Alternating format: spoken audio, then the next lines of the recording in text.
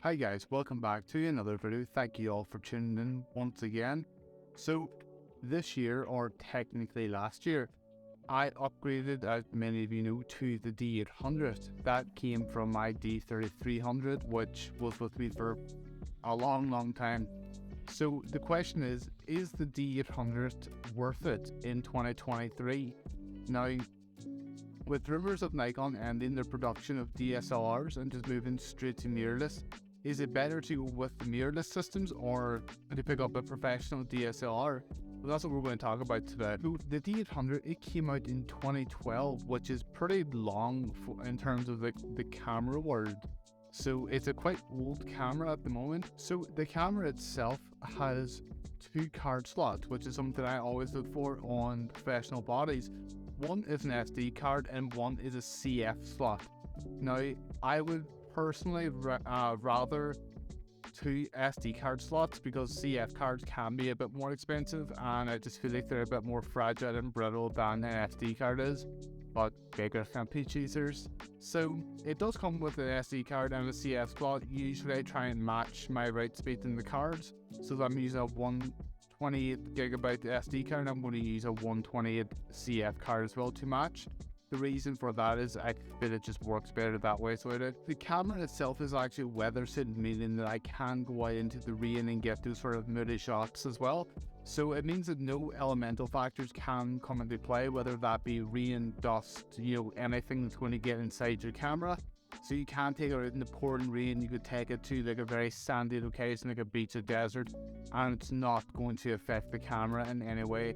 Maybe it'll get your lens dirty, you might get a wee bit of bad quality of photos, but in terms of the functionality of the camera, it's not going to change a thing, which is really cool if you did want to go out at night and get those moody shots of like street lights or like ambient signs. The rain can really emphasize that sort of moody undertone of your photos if you are looking to go out in the rain, and you won't have to worry about your camera ever being damaged because of it. The D800 does have a 36 megapixel sensor with 51 autofocus points, which is really good. It just means that there's a bit more to play with when it comes to autofocusing and getting that shot perfect as well. Because the D800 is quite an older camera, there has been other cameras that have taken its place, whether that be the D810, the D850, or the new mirrorless lines, so the Z5 up all the way to the Z9.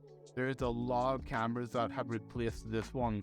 But because of that, it does mean that this camera has dropped significantly in price, meaning that it's now more affordable than a lot of the mirrorless systems are today. Once I did get this camera, one of the biggest reasons why I got the camera as well was because I knew I had another wedding coming up, and I wanted to step up my game quite a bit. So my first wedding I done, as you can probably remember, I shot with the D3300, and the photos were good, but I knew that they could be better.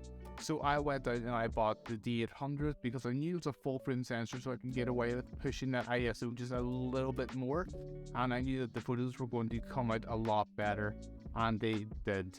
And I'm just going to show you a few examples here. So as you can see, the few examples I have up on screen right now, you can see the quality that can come out of the D800 while it's paired with the 50mm lens. A lot of these shots were filmed on the 50mm as well. Even some landscape shots, like it has such a versatile shooting range. Here's a couple of landscapes that I took with this camera. When it does come to the build quality of the camera itself, it is so sturdy, it's very robust. I think it does have like a metal frame in it as well. So the grip of the D800 is actually really deep, which is perfect for myself, so that you can secure that camera while you're taking shots, whether that be with a hand strap or just freehand shooting.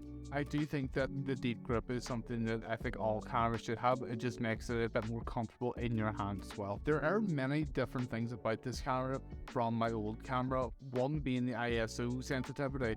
So on my old camera, I could push it to maybe 800 at max before I could start getting like really bad grain, to the point where I wasn't able to use those photos anymore.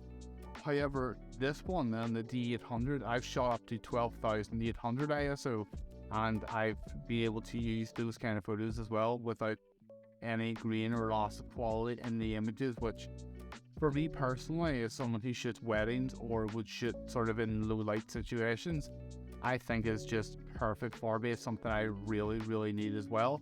So it's something that when I was discovering this and when I was playing about with the ISO sensitivity, it's something that was just outstandingly great for me. Once you do get a D800, one thing you will definitely notice is the build quality is going to be a lot heavier than your standard entry DSLR as well. And that's just because there's a lot more of the body to hold. There's a lot more features within the body, which causes it to be that bit bigger.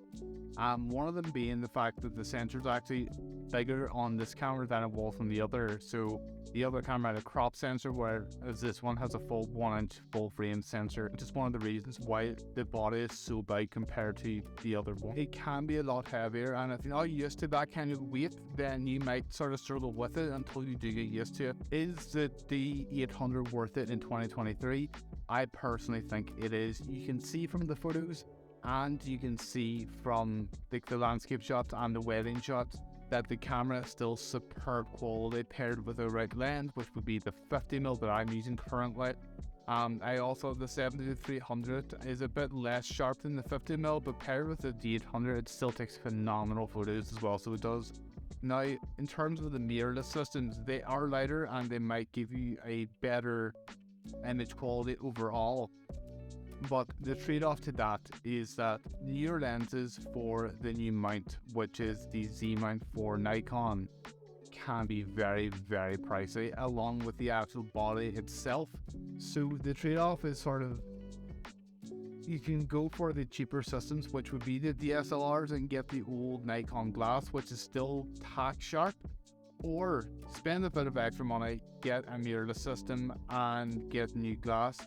Personally, if you were posting solely for online, like Instagram, Twitter, Facebook, you wouldn't really notice the difference. So if you are starting out, or if you're just going between that intermediate phase, I would still look to pick up a DSLR in today's market, because they are so much cheaper than those of the mirrorless systems. And with mirrorless systems constantly coming out now and constantly getting newer and newer versions, it is pushing down the price of DSLRs, and it's also pushing down the price of the glass for DSLRs.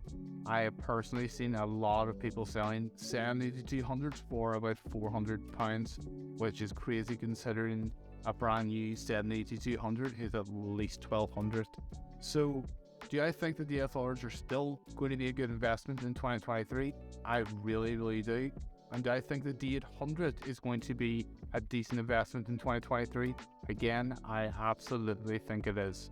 So I would say you should pick yourself up a D800. It's cheap, it is robust, it's weather sealed, 2 card slots, superb quality, and it's all that you sort of need if you're upgrading from the entry-level DSLR. But as always, I hope that you guys have learned something from the video. If you did find it entertaining or informative, just give it a thumbs up and comment below any questions that you have on cameras, photography, anything like that.